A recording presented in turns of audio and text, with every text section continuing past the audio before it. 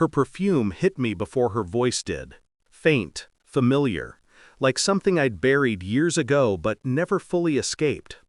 My ex-wife stood frozen in the hospital hallway, staring at the room behind me, at my wife resting in the bed, exhausted, holding our newborn daughter. "Congratulations," she said.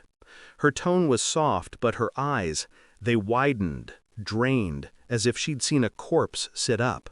I watched the blood leave her face. A tremor, a swallow. Then she turned and walked away, fast, almost stumbling. No goodbye, no explanation. For a few seconds I stood still, trying to understand what exactly she had seen. My wife looked peaceful, unaware, the baby asleep on her chest. It should have been a moment of joy. Instead, something cold slid under my skin. My phone buzzed, a message from my ex-wife. 4 words I hadn't expected to see again. "Please go to the morgue." No context, no reason, just a location that shouldn't connect to childbirth in any universe. The hallway felt too quiet, too bright, sterile. My pulse synced with the fluorescent lights overhead, sharp, buzzing, relentless. I didn't respond. I didn't show the message to my wife. I just stared at it, feeling the first fracture form deep inside my chest. Something was wrong, and she knew it before I did. The morgue was 2 floors down. I told myself I had no reason to go, no logic, no thread. But curiosity and dread pulled at me like a wire around my throat. Why would she send me there? Unless this had nothing to do with death, but with truth.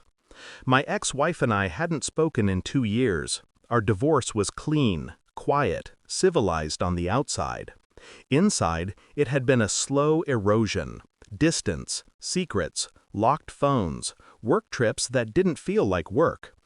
I suspected, of course, you always do, but I never found proof. I never demanded it. I just left.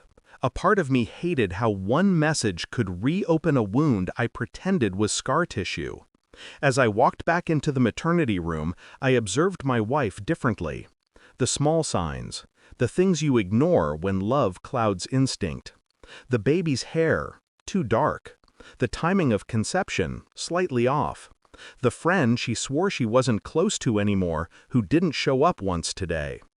My wife smiled at me, unaware of the storm building behind my eyes. "She's perfect, isn't she?" she whispered. I kissed her forehead. I nodded. Inside, denial and suspicion collided. Why did my ex look at this child like she recognized something? Why send me there? My ex-wife had always been composed, strategic. She never acted without reason. If she wanted to hurt me, she'd do it with precision, not theatrics. Which meant the message wasn't a game. It was a warning. Or a clue. The seed was planted, and once doubt takes root, it spreads like rot. I didn't go to the morgue, not yet. Instead, I went home the next morning under the excuse of getting fresh clothes for my wife. I moved through the house like a stranger, scanning our life with new eyes. The drawers, her phone bill, the baby's ultrasound dates. Old messages synced to the laptop she believed I never used. I didn't rage. I didn't break anything. I studied. A name appeared more times than it should have. Daniel, a colleague, married, attended our wedding. The timeline fit a little too neatly. I ordered a discreet DNA test with the same calm one uses to book a hotel. Clinical, efficient, necessary. When I returned to the hospital, my wife held our daughter with a tenderness that twisted the knife deeper, not because of love, but because I didn't trust it anymore. Days passed.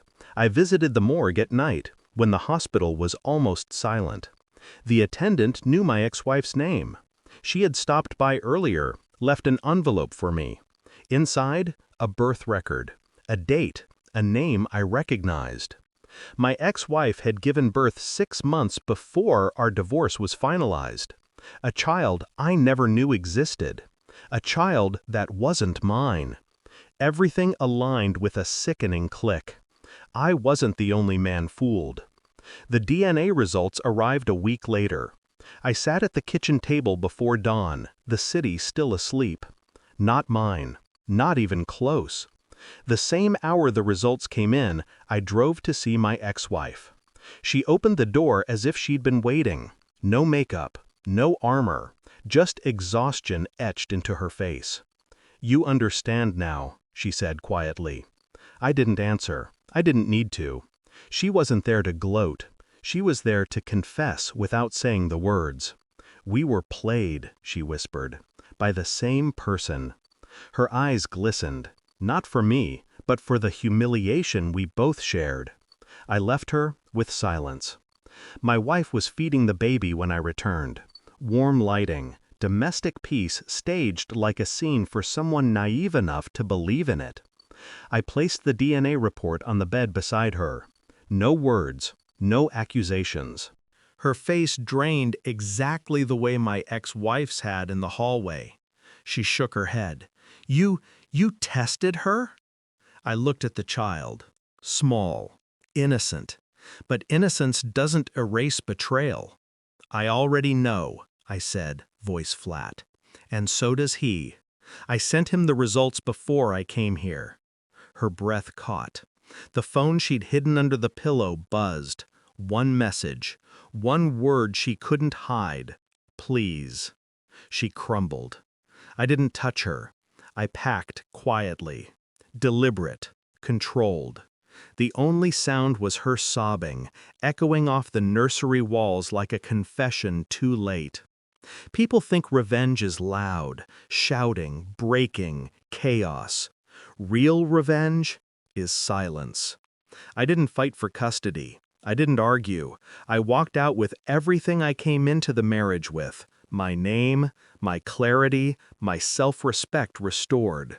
She lost all three of hers in one night.